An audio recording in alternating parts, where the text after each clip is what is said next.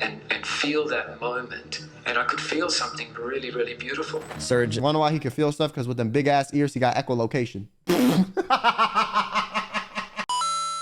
What y'all know about cults? Yeah. No, cults freak me out. I feel like I'm not immune to getting abducted and sucked into like a cult mentality. I don't think anyone is. And I think if you think you are, you're at the highest risk of getting abducted by a cult. Because if you think you're so headstrong that a cult can't get to you, you're the exact type of person that they can get to the easiest, because you wouldn't even see it coming from a mile away. So let's see what cults are still operating today. And finally, after several minutes, this 40-year-old woman says she has turned into a 35,000-year-old man. There he met, listen to me closely now, there he met some extraterrestrials in their spaceship. You look like an alien. Is this a cult? Definitely not. You taught your kids about drugs and alcohol, but you never think to coach your kids on the cult.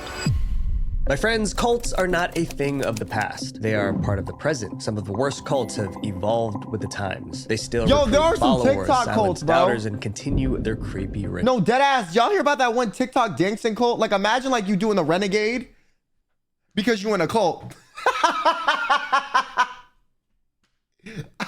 There's some documentary on that I haven't watched, but like how the hell that even worked makes no sense to me. But that's the thing. That was a thing. It was a cult that they recruited people through TikTok. In this video, we'll explore terrifying cults still operating today. We'll begin with the strange ones and save the worst for last. So as you guys can probably hear right now, I'm pretty sick, but the show must go on. I would hate to miss a weekly upload for you guys, so it would mean the world if you subscribe to keep us growing. Our visual venture, and you are awesome.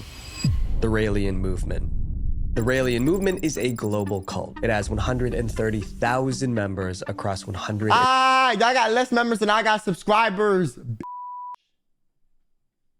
All right, sorry. In 20 countries. And every member believes the same thing, that aliens created all life on Earth. But that's only part of the story. Their main goal is to build an embassy to welcome those aliens back to Earth. It sounds strange, but they believe all this because of something that happened 50 years ago. The cult started with a man named Claude Vorilhon. Okay, listen. I'm not saying aliens built the Earth, but like low-key, like theory crafting, like listen, every cult believes that some alien being has, or every religion believes that some alien being has built the planet. They just call the alien being God. I mean, what's the difference?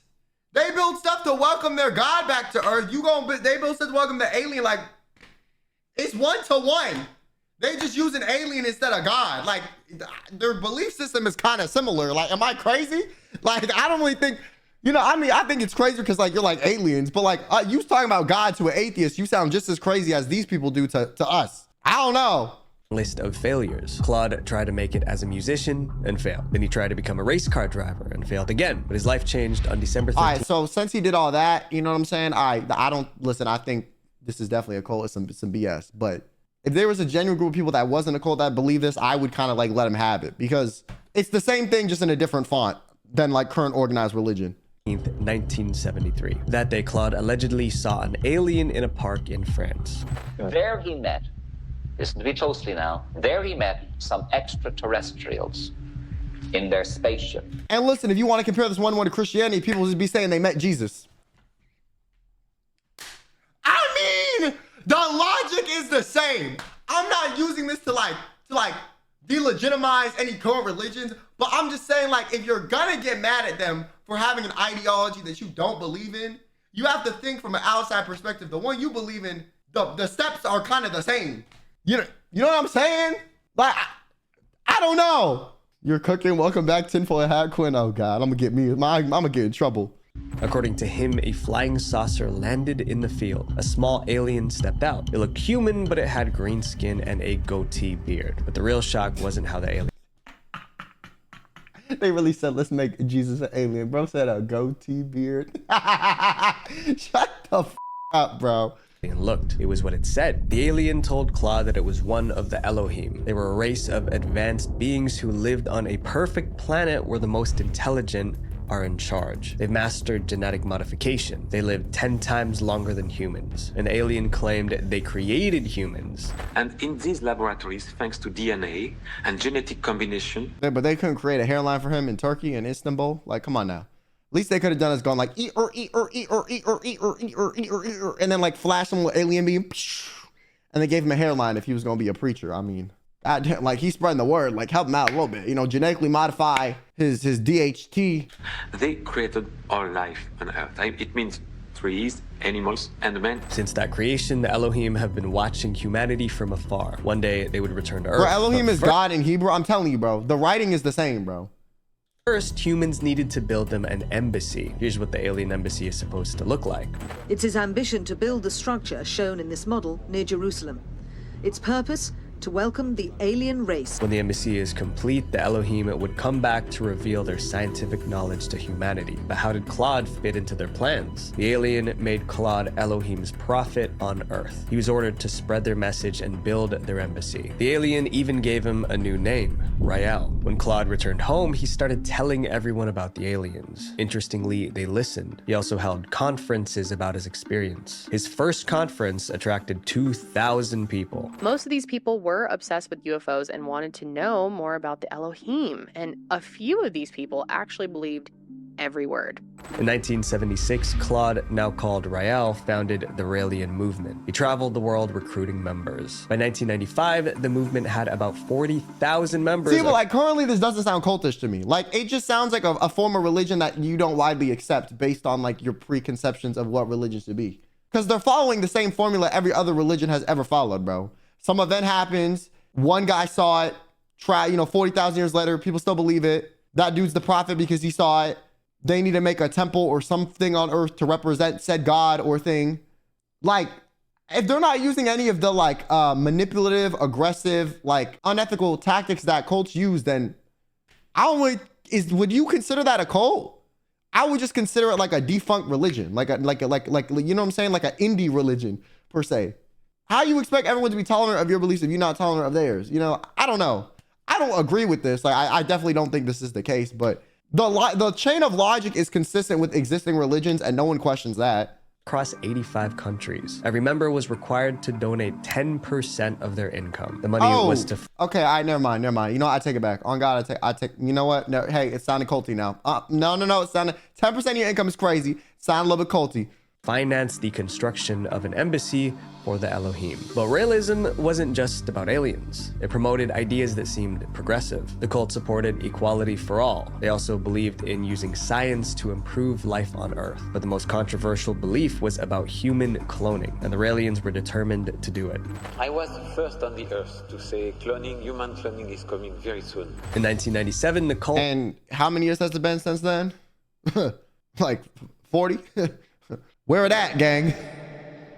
Formed a company called Clonaid. Its goal was simple: create the first human clone. Now we have 3 scientists working almost full-time in a lab here in the United States. Their scientists worked long and hard. Then in 2002, Clonaid made a huge announcement. They claimed they successfully cloned a human. Clonaid shared almost no details about their supposed clone. The main thing they said was that a 31-year-old woman donated her DNA for the cloning process. And the baby, the first human clone, was named Eve. Obviously, the news made headlines. And maybe, and you want to know what it is? They just made a test tube, baby. Like, you know when they do, like, they take out your eggs and then they, like, fertilize them. Like, guarantee that's all they did. And they're like, we have cloned society. Reaction wasn't all positive. Many hated the idea of human clones. There's so many disastrous things that can come about from somebody doing this with a bad motive.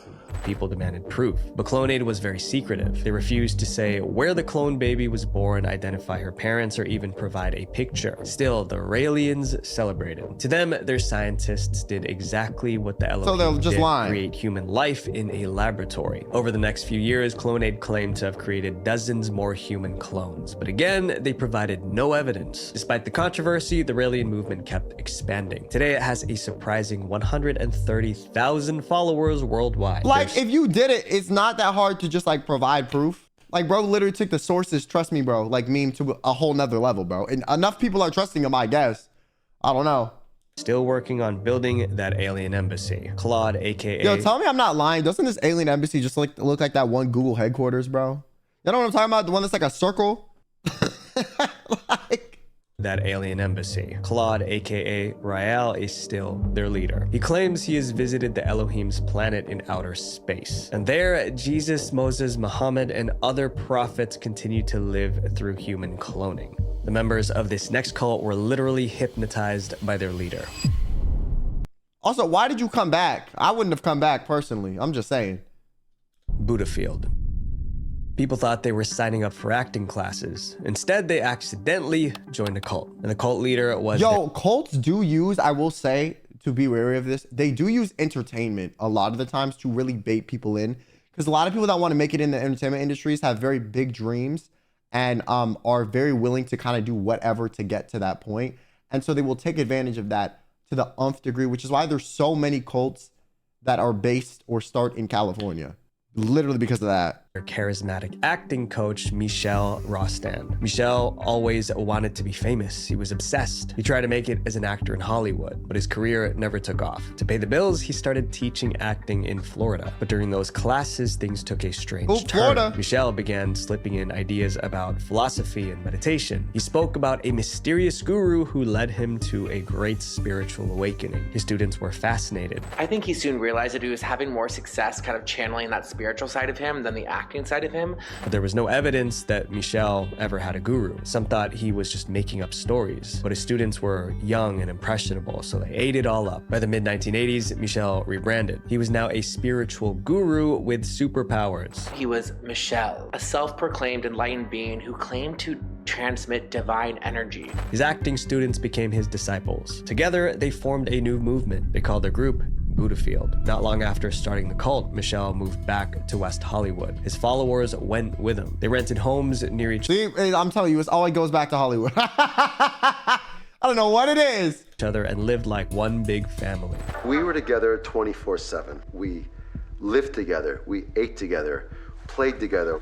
Everybody that I knew was in the Buddha Field. Everyone contributed money to support the group. Everyone except for Michel and his inner circle. They didn't work. They didn't have jobs. It was the lower levels that funded Michel and his inner circle. So it was like a pyramid scheme too. Michel didn't lift a finger. His followers bathed him, massaged him, and cooked his meals. Sometimes they even tucked him into bed at night. To outsiders, it looked like exploitation. But wait, he really was taking advantage.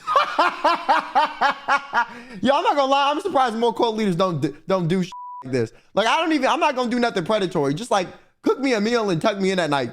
Michel convinced his followers that serving him was necessary for their spiritual growth, and they believed him because he was hypnotizing them. Every weekend, Michel held private cleansing sessions with each follower. Each cost $50. Followers said they felt lighter afterward. Some even claimed they were healed. They thought it was because Michel had divine powers. But the truth was far more scientific. Michel was actually a licensed hypnotherapist, but he hid that fact from everyone. He wasn't performing miracles during these sessions. He was hypnotizing his followers. But he used hypnosis for another darker purpose. He made them drop all defenses and confess their most private thoughts. I divulged every secret, every thought, every fear. Michel used those secrets to control. So he essentially like psychologically manipulated you into showing all of your weak points and is now going to take advantage of said weak points. See, this is why hypnosis freaks me out, bro. I'm not gonna lie. Listen, I've had people suggest like do hypnotherapy for my chronic health conditions, and I've always been like, yeah, you can go yourself. I'm good. Control them. He dictated who they could love, who they could trust. But also for hypnotism to work, there is an element where you have to actually like believe in it at least enough in the beginning. It's not like someone can just like whop up in front of you, wave a thing, say some stuff, and you're cooked. If that was the case, people would be getting hypnotized into doing crazy stuff, and you'd see it on the news all the time. You have to buy into it in the beginning for a significant amount of time, or enough until like for the hypnosis techniques to actually work. If you don't believe in it at all going into it, it's not going to work at all, because like your mind isn't open to it, so therefore it won't work. You have to be susceptible to it, which is why it's not like used for more nefarious things more often. The only group I know that's figured out how to hypnotize people against their will and be successful is the CIA, but you did not hear that from me. And if the CIA, if you listening to this, I'm just theory crafting. It's just speculation, allegedly. You know what I'm saying?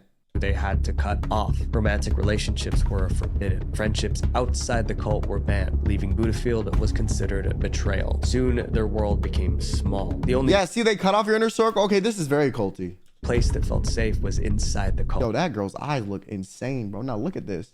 She look unwell, bro. She look like she getting hypnotized right now. In 1993, the FBI raided a compound of a different cult in Waco, Texas. During the clash with law enforcement, dozens lost their lives. Cult members who resisted were arrested. Michel was terrified when he heard the news. He believed the government would target Buddhafield next. His paranoia took over. Okay, am I crazy, or does he look like he's got like 2 or 3 botched facelifts at this point? And lip filler.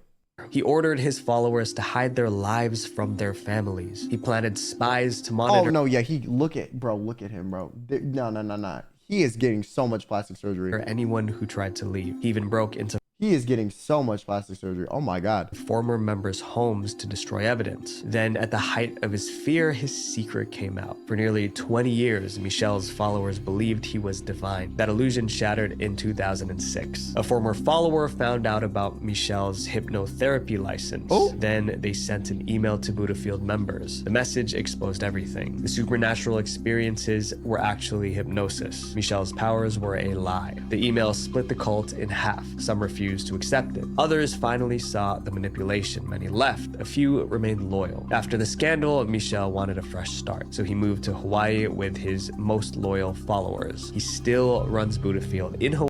How did he get them all to move to Hawaii? With what money, bro? Ain't that a lot of money in plane tickets? Hawaii today. This next cult believes in lizard people. Ramtha School of Enlightenment. Oh, so these people are like internet conspiracy theories. This cult became famous for one bizarre reason. Its founder claimed she was channeling the spirit of a 35,000-year-old warrior. That ancient warrior was called Ramtha, and the woman channeling him was Judy Zebra Knight. Knight said the spirit... Yo, why every cult leader got these creepy ass eyes, bro? Like, they're very deep set, but they're also very white in the whites of the eyes. Like the lighting doesn't match the eyes. Like, they're deep set, but they're popping out at the same time. You know what I'm saying? Knight said the spirit first contacted her in 1977. She was at home in Washington when a glowing figure appeared. I thought I was seeing things because I had tears in my eyes, and I wiped the tears away, and here stood this entity at 2:30 in the afternoon in my kitchen. That glowing figure introduced himself as Ramtha, the Enlightened One. He said he possessed ancient wisdom and the secret to happiness. Ramtha supposedly taught Knight how to leave her body and channel him. That meant Ramtha could take over her body and speak through her. Knight would enter a trance, then her voice would become deep and masculine. And finally, after several minutes, this 40-year-old woman says she has turned into a 35,000-year-old man. Knight began channeling Ramtha publicly in... Listen, part of me might think like, listen, she's scamming, or she is so mentally ill herself that like she actually is like having like, she has like an altar and she doesn't even realize it. I mean, I'm just saying. 1978. Through her, Ramtha preached every human was their own god. Ramtha and then she's like creating collective psychosis. Yo, what is up with them all getting this botched plastic surgery, bro? What is, like, come on. Yo, what is this? And heal themselves with their minds. Is it possible to have mind over matter? Baby, the brain is king. The body is the kingdom. It was a message people wanted to believe. By 1988, Knight had thousands of devoted followers. That year, she opened the Ramtha School of Enlightenment. The school offered classes and retreats. A single class cost around $400, but retreats could cost as much as $1,500. Many followers moved near the campus to be close to their teacher. The school became a multi-million-dollar business. But as the school grew, Ramtha's teachings became troubling. Through Knight, Ramtha started making frightening prophecies. He has a ton of predictions and beliefs about the New World Order, viruses, vaccines, plagues, and natural disasters. One time, she predicted a massive flood was coming. She told followers to move inland. One should leave that which is called the beaches and seek higher ground. Over 1,500 people obeyed. They abandoned their homes and relocated inland. That shows how much control she had over her. How do all these people have the money to do this? How does everyone have all this money to move everywhere all the time? Like, I don't get it, bro. Like, I think a lot of these cults won't work nowadays because people are too broke, okay? And the economy is too expensive. Like, what do you mean you told them to move inland and they did and that was easy? Like, nah. Nah. Her followers. There were more bizarre teachings. She spoke about lizard people living inside mountains. She warned that anyone who left the cult might be eaten by the lizard people. Outsiders believed she was manipulating gullible followers. They accused her of being a spiritual predator. There were also allegations that Knight's teachings made some of her members lose their lives. For instance, several followers had serious medical conditions. Instead of sending them to hospitals, Knight claimed Ramtha could heal them. She hugged them, spoke comforting words, and declared them cured. Many were never healed. They passed away. Yeah, I always find religions or cults that believe in that like won't let people, you know, be healed or go to the doctors. I feel like that's a little bit unethical. I'm not gonna lie. This lady went home from there, died of pneumonia. Today, Jay-Z Knight is in her 70s. She still channels Ramtha at her Washington compound. The Ramtha School of Enlightenment now has branches in more than 35 countries. Damn! This next cult also promised healing, but just gave lies. Universal medicine. A bit. I mean, like, I feel like sometimes I'm kind of like, you can't force people to get medical treatment. So if they want to, then sure. If they don't want to, but sure. But like, sometimes you definitely should. Like, what do you mean you can't do that? You know what I'm saying? Like, you gotta die because if you get healed by medical intervention, you're gonna be persecuted in the afterlife. Like, so I gotta die to maybe live better? Like, no.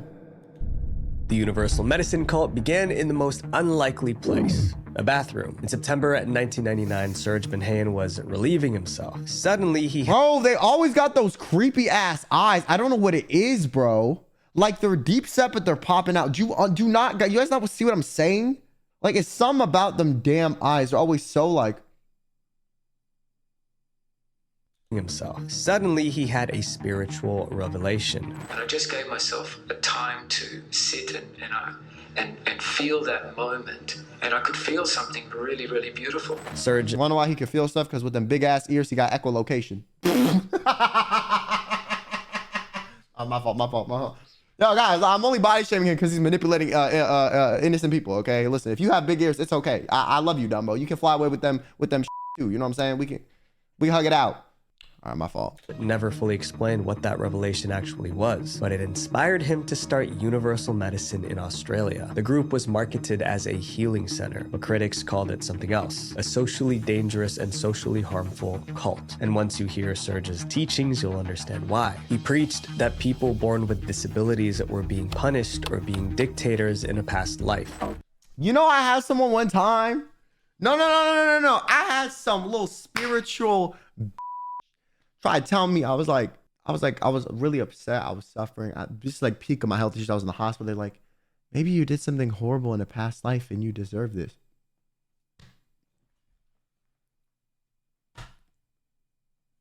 Like, you deserve this in this life. With your rotten spirit, you deserve suffering now too. Like, bro, that pissed me off.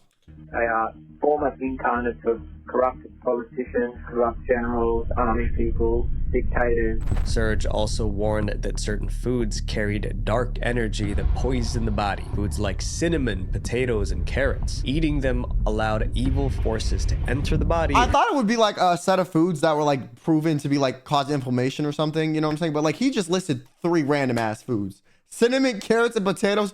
There is no connection between any of those.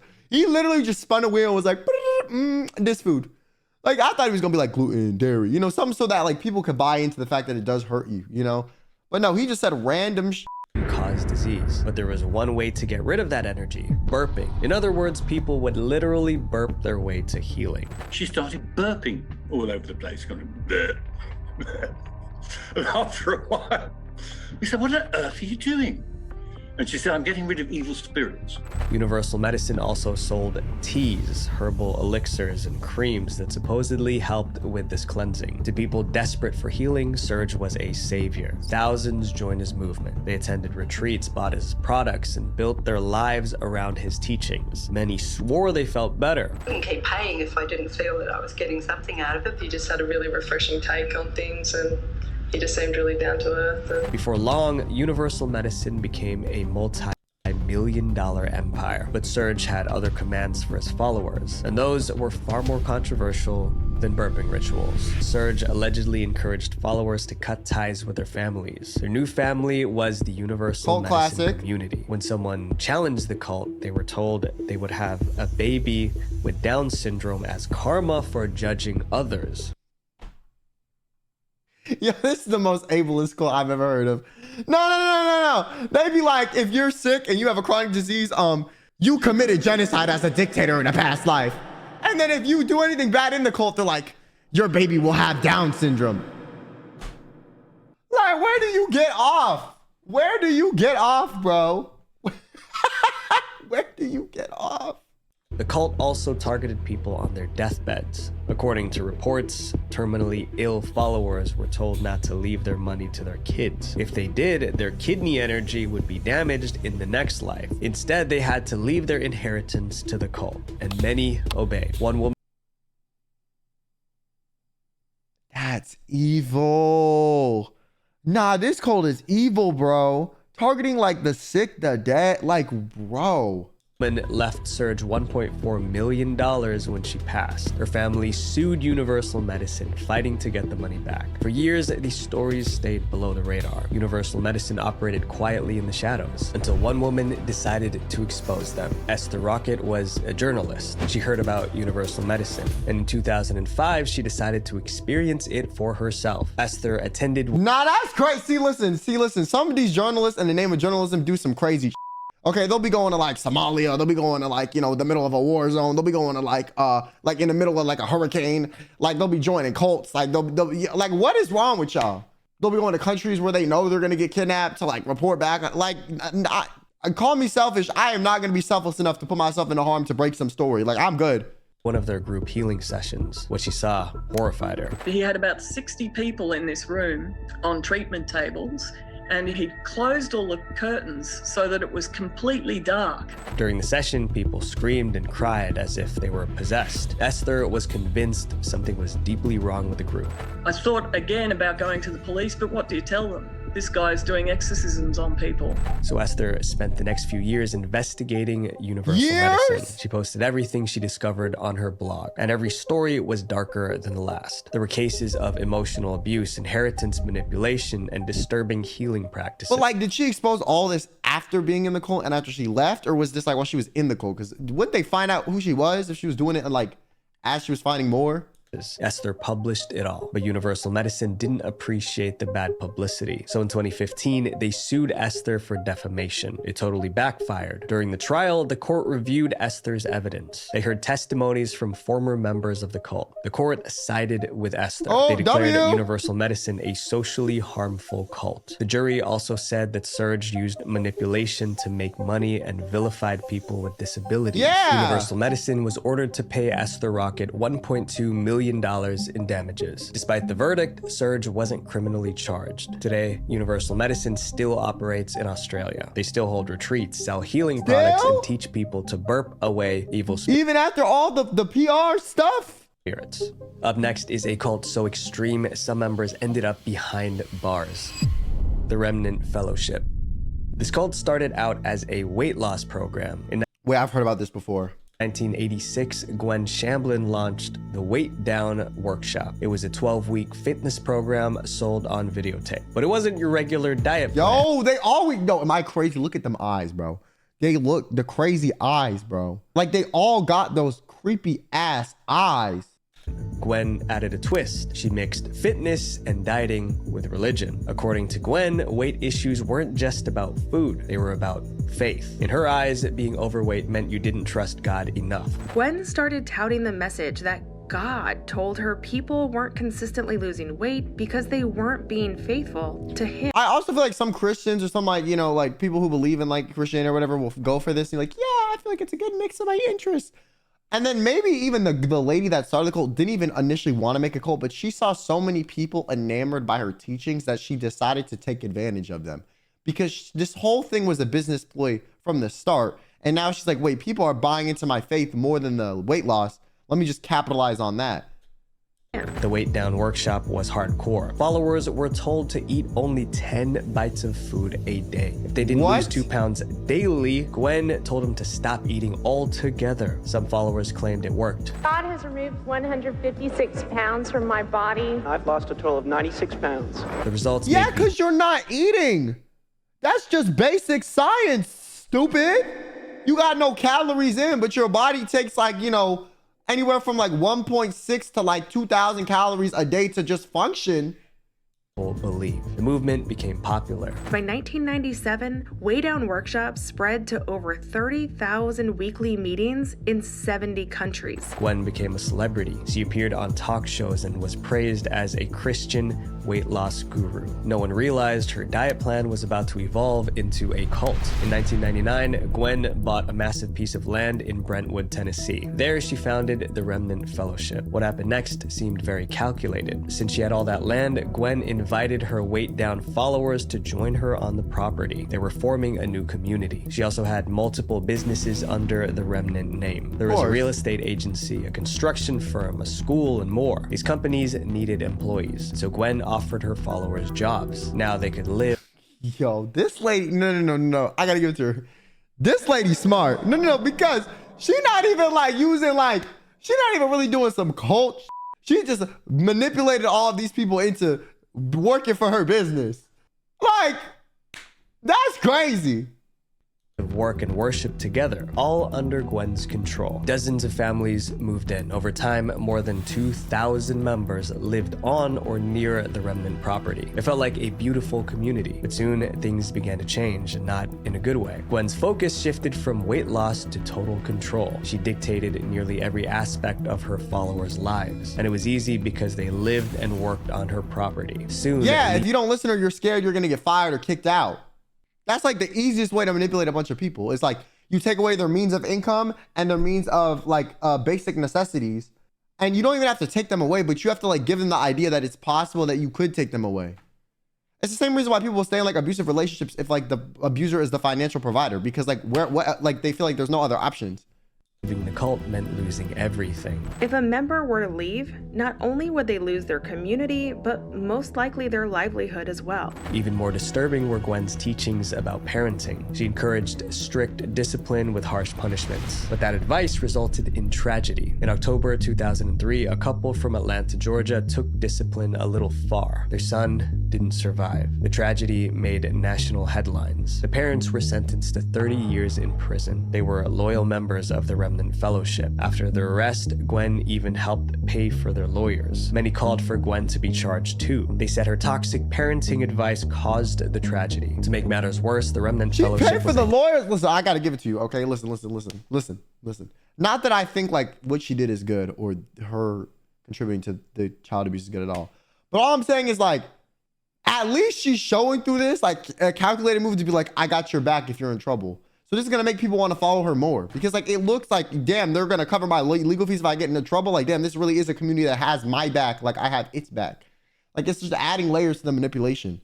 Identified as a cult by some cult experts, but police said they couldn't find a link between the incident and the church's teachings about punishment. Without direct evidence, Gwen walked free. She continued to lead the fellowship. Over the years, she built enormous wealth and power, but in May 2021, tragedy struck again, this time at the top.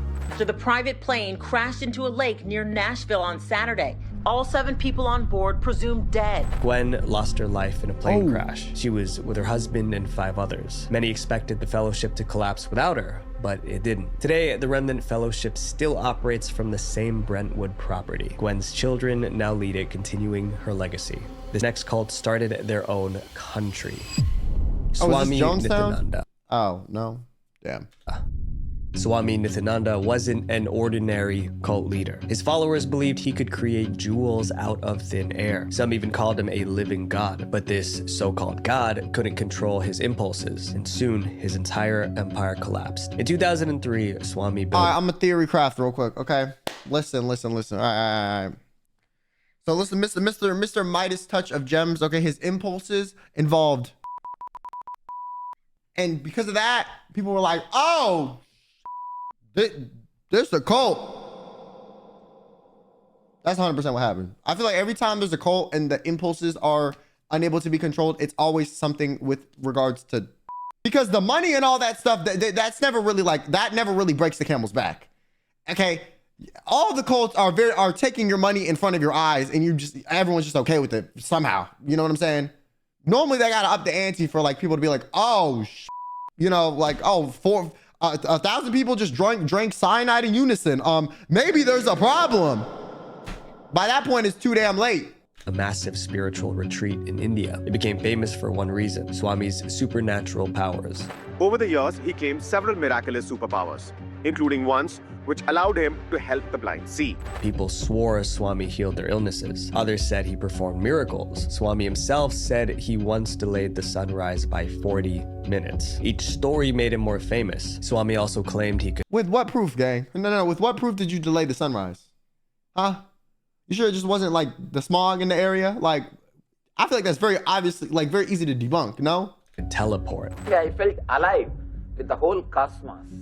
His claims spread across India and beyond. Soon, Swami had 1,000 retreats in 33 countries. Tens of thousands of followers hung on his every word. To them, Swami wasn't just a spiritual leader, he was divine. Little did they know, Swami was about to become a fugitive. How do you claim all this crazy stuff with no proof and people eat it up, though? I genuinely don't get it. Like, I can teleport, I can turn this to gems. I delayed the sun by 40 minutes. Okay, so show me any of the 5 things you just listed. But there is something where, like, if there's enough people, you want to know, this is like the same theory with like religion I have. The more people that you see that believe in something, the more likely you are to believe it, okay? That's why if there's a group of people doing A, you're more likely to be like, A is more logical than you initially thought. Because if everyone else is doing it, you're like, oh, maybe I'm the odd one out and maybe I'm the crazy one. But no, sometimes you're not the crazy one. I would say statistically, normally if everyone is against you, you are in most normal social situations. But if it comes to like some religion or some like support group or some like belief teaching that's like being introduced to you as a new thing that they're trying to get you to join, that's when you can be like, I'm not the crazy one. Maybe 1,000 of you are. But this is kind of dangerous to like reinforce though, because sometimes like generally like, yeah, if 30 people hate you, like maybe you are the problem. Like maybe you have caused problems in all 30 of those relationships. Like you are the common denominator. But if it's all the same group and it's some teaching backing it, like it makes it seem more legitimate. That's why, like, honestly, like let's say if any current modern or current big religion, like let's Christianity, for example, since I grew up Christian, if all of those teachings came out of thin air tomorrow, as if Christianity never existed before, do you think anyone's believe in that? Like off rip? I'm not even saying the beliefs are invalid. That's not my point. I'm just saying part of the validity of any religion is how long it's existed and how many people believe in it. That is like the social credit that makes it seem more credible, because you're never gonna meet said God, said prophet, said this or that most of the time, right? So you're buying into the fact that there's thousands of years of history of this thing. Therefore, that makes it seem more legitimate, because for thousands of years, there hasn't been any holes poked in said belief, right? And there's a lot of people doing it. I'm not saying it's not a thing. I'm not saying it is a thing. I'm just saying like a lot of the buy-in on beliefs is how many people believe in it and how long it has existed prior. From the law. In 2010, Swami's empire began to fall apart. A woman from his retreat accused him of being inappropriate with her. Swami was arrested, then released on bail. Some described inappropriate behavior. Others said they were kept in his retreats against their will. There were even stories of forced labor. Then in 2014, things went from bad to worse. A 24-year-old woman disciple who was with the Nithya ashram for 4 years has been found dead. The woman was found lifeless inside his retreat. Swami insisted it was from natural causes, but the victim's parents suspected foul play. By now, the accusations against him were overwhelming. It seemed inevitable that Swami would end up behind bars, but he had other plans. He went on the run. After his disappearance, Swami became a wanted man in India. Years passed without a trace. Then in 2019, he resurfaced on social media. He had big news. Swami declared he created his own country, the Republic of Kailasha. He called himself its prime minister. Kailasha had its own central bank, passports, and national anthem. But one detail didn't add up. Nobody knew where Kailasha actually was. Some doubted it was even real. Swami continued posting on social media but never revealed his location. Meanwhile, his followers kept promoting Kailasha, trying to make it it look like a legitimate country. In 2023, Kailasha even sent someone to the United Nations meeting. I'm here representing the United States of Kerala. I'm the permanent ambassador. Bro, they said someone to United, the UN was like, yeah, you can't get, the UN can't reject you. Like they just have to accept, like, if I was the UN, I'd be like, oh yeah, us as all the nations everywhere does not accept you. UN ignored her, but the cult kept pushing to get Kailasha recognized as a real country. They have been actively trying to meet diplomats and other world leaders. Today, Swami is still in hiding. To critics, he's a fugitive, but to his followers, he's a divine ruler building a new world. And until he's found, both his cult and his so-called country will continue. This next cult attacked innocent people, the Rajneesh Movement. Most cults are dangerous because of their outrageous beliefs, but the Rajneesh Movement said all the right things. They preached love, peace, and freedom, but when outsiders challenged them, they became violent, and they made a move that almost wiped out hundreds of innocent people. The Rajneesh Movement began in India. It was founded by a man named Rajneesh. In 1976, also, why every cult leader like balding and have like a beard?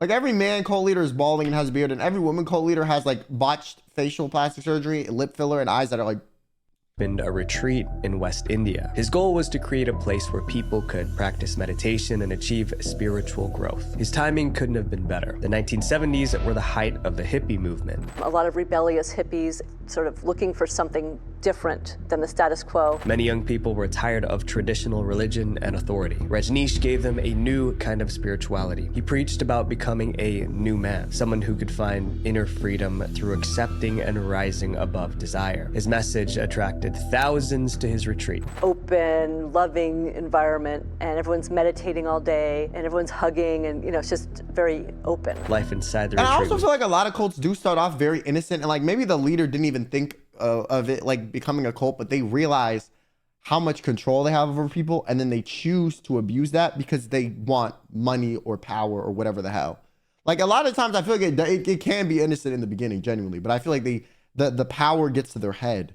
Peaceful. But outside, Rajneesh's message was making enemies. Rajneesh rejected traditional religion. He believed that every person could find their own way to spiritual enlightenment. But that philosophy didn't sit well with some radical people in India. To them, his teachings were offensive. Eventually, someone decided to shut him up permanently. In 1980, an extremist tried to assassinate Rajneesh. He survived, but the attempt convinced him to leave India for his safety. He wanted a place where he and his followers could live freely without fear of persecution. In 1981, he found it. He and his followers moved to America. There, they bought a 60,000-acre ranch near Antelope. With what money? Yo, listen, I need to understand, like, how are all these people so rich? Like, how do they have enough money to convince people to move everywhere? Like, with what money, bro?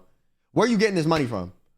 It was going to be their safe space. The land was empty, but Rajneesh's followers transformed it. They built homes, restaurants, and even an airport. They had, quite simply, built an entire city from scratch. They called the city Rajneeshpuram. For a while, it worked. They were self-sufficient, peaceful, and isolated. But in 1984, the cult was in trouble again. There was conflict between Rajneesh and his neighbors and surrounding towns. The American locals wanted the cult gone. They claimed Rajneesh didn't have permission to build a city on that land, but Rajneesh's followers refused to leave. Tensions were at a breaking point. The locals took the matter to court, hoping to get the cult evicted. The commune's survival depended on the authorities' decision. And that's when Rajneesh's inner circle hatched a desperate plan. The plan came from a woman named Ma Sheila. She was one of Rajneesh's top leaders. She was also one of the most ruthless. Sheila's plan was simple: get the cult's members elected to local government. That way they could use their authority to prevent the commune from getting evicted. Luckily, I mean, low-key, listen. That's what people be doing in government and power positions anyways. It's just for the homies, you know? There was an upcoming election in the country. Two followers agreed to run for office, but victory was nearly impossible. They just didn't have enough votes to win. The surrounding towns had way more registered voters, and almost all of them would vote against Sheila's candidates. So Sheila decided to take a darker route. She would win by making local residents too sick to show up to vote. Before the election, Sheila and her team visited restaurants in the area. Then they purposely contaminated salad products with salmonella bacteria. The plan worked. Hundreds fell violently ill. A few almost lost their lives. 45 people received hospital treatment. Yo.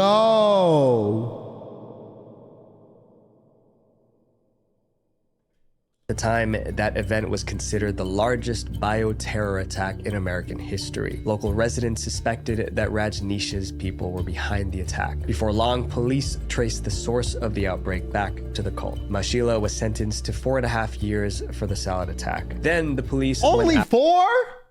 What do you mean? Only 4 is crazy. I'm not gonna lie. After Rajneesh himself. He denied knowing about the attack, but that didn't save him. Rajneesh was deported back to India in 1986. Back in India, Rajneesh and his followers continued the cult. He passed away in 1990, but the Rajneesh Movement still operates in India, run by his remaining disciples. This next cult was created by a computer scientist in Silicon Valley, the Zizians. The Zizians. I knew it was gonna have some ass like technological sounding name, bro. Like like I knew it was gonna be like the gigawatts or some dumb shit. I knew it. I knew it. Zizians are one of the most violent cults in modern history. Their philosophy can be summed up in one belief: violence is the answer. Zizians would believe that, the end justifies the means. So if the means mean, well, so be it. The end justifies the means. For them, that phrase wasn't a metaphor. If you wanted something, you took it. If someone stood in your way, you removed them. If that meant breaking the law or even taking a life, it didn't matter. The cult was created by a woman named Jack LaZota, which... Look at them eyes, bro. Like, tell me they all got these creepy ass eyes. Called herself Ziz. Around 2016, Ziz began posting long blogs about her philosophy. She wrote that violence can be excused in service of the greater good. She also fantasized about what would happen if society were to strip away morality. Her extreme ideas attracted a devoted online following. They met in chat rooms, then later in person. Over time, Ziz's supporters began calling themselves Zizians. What started as one woman's blog was now a cult that glorified violence. In 2020, several Zizians moved into a trailer park in California. They had no plans to pay rent. When the landlord demanded payment, they ignored him. When he tried to evict them, they fought back. They just lived there illegally, refusing to leave. Despite his best efforts, Lind remained unable to remove the Zizians for years. Eventually, the landlord took them to court and won. A judge issued an eviction order against the Zizians. That's when the Zizians decided to act on their own violent beliefs. 2 days before the eviction, they attacked the landlord. It was brutal. Then they fled the trailer park, believing they ended the landlord, but they hadn't. Another tenant found him and rushed him to the hospital. He had to be hospitalized for a month, but he made it. He survived. You know what? Respect to this girl. No. Nora Jasmine, listen. I like the prop. Yeah, you got a little tip for how you said, hear me out. 10 out of 10, my girl. When the Zizians heard the landlord was still alive, they were furious. And although they were wanted by the police, they wanted to finish the job. So the Zizians risked everything, came back to California, and jumped the landlord again. This time, he didn't survive. But that was just the beginning of the Zizians' crime spree. In Pennsylvania, one member allegedly ended her parents. Another Zizian ended a U.S. Border Patrol agent in Vermont. She did it because the officer stopped her for a routine inspection. Soon, the Zizians were responsible for multiple crimes across 3 states. But living as fugitives wasn't as easy as they imagined. Law enforcement made them a top priority. By early 2025, 4 Zizians were captured. They all look like they like this look like the Discord group chat. You know what I'm saying? Nah. This look like some up Discord group. Yo, shut your ass up. They all look like they online too much, bro. I can tell, okay? They look like they don't shower enough, greasy ass hair. They always on the internet. Like, yeah, no, you look it. Captured. One was the cult founder herself, Ziz. A person named Jack LaSota, who goes by the name Ziz online, was arrested yesterday in Maryland. The remaining Zizians went into hiding. Police are still searching for them. Their blogs and forums are still active. Their violent ideology is still being shared. Even with their leader in custody, the cult is still operating in the shadows. My friends, manipulation doesn't always look evil. Sometimes it looks like community. Sometimes it looks like healing. Sometimes it even looks like love. But if someone isolates you from your family, empties your bank account, and threatens you if you try to leave, that's not love. That's evil. Visual venture. Word. Yo, I feel like Scientology is a cult that like somehow just keeps getting away with it, bro. Like everyone knows it's a cult, but like they still got mad members and a hell of people that believe in that for whatever reason. And I don't understand like how. They slam bad. Scientology lawyers go crazy. They slam people, talk about them with hella lawsuits. I mean, yeah, Scientologists got money, bro. I remember there was like by me, bro. Okay, when I used to be in uni, like literally they by the building I lived at, they broke down or they like repurposed a lot, built a Scientology building on my school campus, literally somehow got the police involved in blocking off the road. So when I was trying to leave my apartment to like go somewhere, I couldn't, like I had to like go around.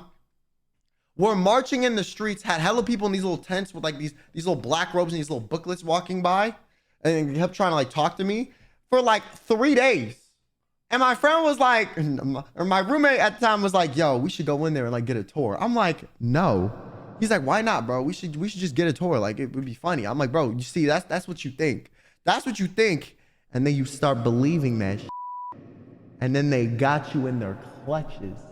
Now we're called, but also, why would you put Scientology on a college campus, bro? Like, you know, everyone on a college campus is like in debt and too broke to join that shit anyways. Like, they got student loans and tuition. You think they want to pay $10,000 to become an upgraded member of your little cult? Like, let's be so serious. Like, what a dumbass location to put your next little church, bro. Who can afford that shit in a university campus? Who? What's Scientology? Scientology is one of the biggest cults currently operating today. It has like a lot of celebrities for some reason are involved or have been involved. Like Tom Cruise is a big member. No, the kids on campus are far from home and desperate for connection, so basically free because they don't have anything to give. No, I mean, yeah, but Scientology, I think like charges you money to join or charges you money to be involved. So like, that's why I don't understand why they would pick a college campus. Maybe the beginning levels are free and they hope that they can like indoctrinate you enough to then pay. But like, it's expensive to be in Scientology. Charge you money for deeper levels. Okay, so then maybe that is what they're thinking then. I thought you need to pay to just join off rip. But then again, that wouldn't make sense if I really think about it. Scientology is scary because how well documented it is. Somehow it's still around. Yeah, no, that's what I'm saying. I think you're too argumentative to get duped in. I don't know whether that's like a thank you or like a fuck you. You're right. I am a very argumentative person, so maybe it wouldn't be. I would be just questioning stuff. I'd be like, so why you do this? So why you do that? So why you do this? I mean, true. That's fair. That's fair. I do be doing that. Sometimes I do that so much for my doctors. They like, I can hear them sigh and then proceed to answer the question as if like it should be obvious to me. But I'm like, no, it's not. Why am I doing this? Yeah, I didn't go to school like you did, so I don't understand why you making me do thing A, B, Z.